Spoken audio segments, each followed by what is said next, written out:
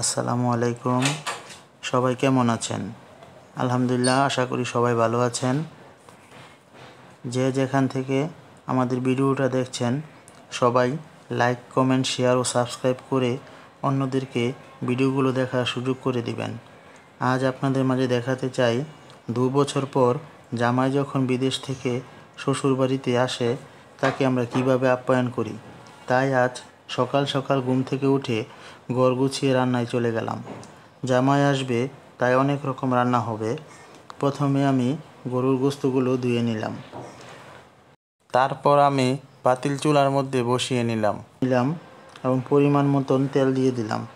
তেল গরম হওয়ার পর পেঁয়াজ কুচি, আদা বাটা, রসুন বাটা, জিরা এবং গরুর গোশতের যাবতীয় মশলা পরিমাণ মতো দিয়ে দিলাম। আমাদের বাড়িতে মেহমান আসলে আমি নিজের হাতেই রান্না করি, কারণ সবাই বলে আমার রান্নার হাত নাকি অনেক ভালো। আমি রান্না করতে ভালোবাসি, তাই রান্না করি। রান্নার সাথে সাথে গল্প করতে করতে আমি মশলাগুলো কষিয়ে নিলাম।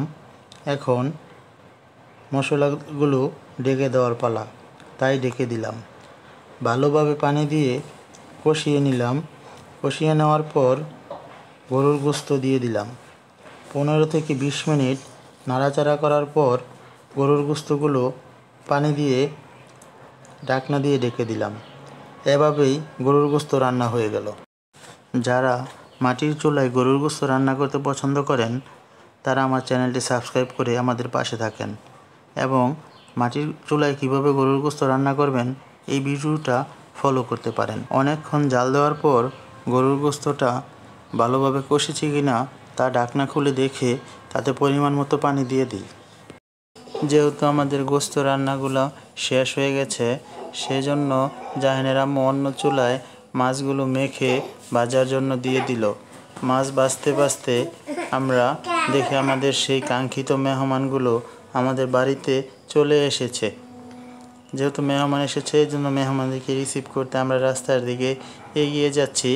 তাই তাদেরকে রেখে আমরা ফ্রেশ হয়ে নিলাম, তারাও একটু বিশ্রামে চলে গেল। এখন আমরা দুপুরের খাবারে চলে যাব। আমার বোনের জামাই, আমরা সবাই একসাথে খাওয়া দাওয়া করে নিলাম। খাওয়া দাওয়া করতে করতে আমার বোনের জামাইয়ের সাথে অনেক গল্প হলো, ওরা কিভাবে প্রবাসে জীবনযাপন করে। দুপুরের খাওয়া দাওয়া শেষ করে আমরা সবাই যার যার মতো বিশ্রাম করতে রুমে চলে যাই।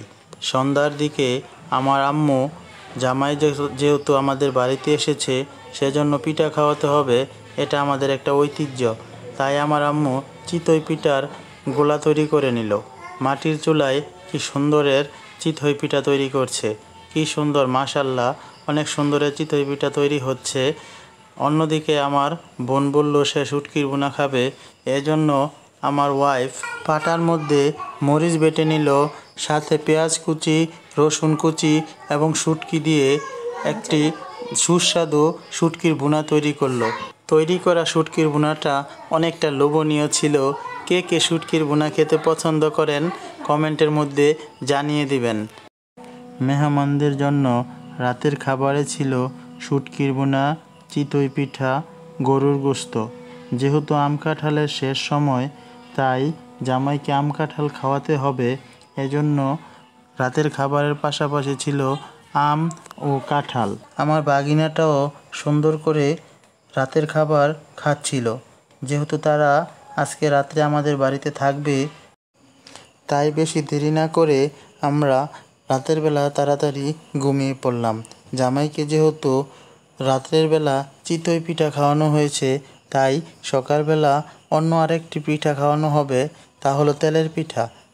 এটাই আমাদের ঐতিহ্য। তেলের পিঠা তৈরি করার জন্য আমার আম্মু তেলের পিঠার গোলা করে নিল এবং তেলের পিঠা যেভাবে তৈরি করতে হয় আমার আম্মা সুন্দর করে তেলের পিঠাগুলো বানাচ্ছে। এই সব গ্রামীণ ভিডিও পেতে আমাদের চ্যানেলটিকে বেশি বেশি সাবস্ক্রাইব করে দিন এবং আমাদের পাশে থাকুন। আজকের মতো বিদায় নিলাম। Tata, bye bye.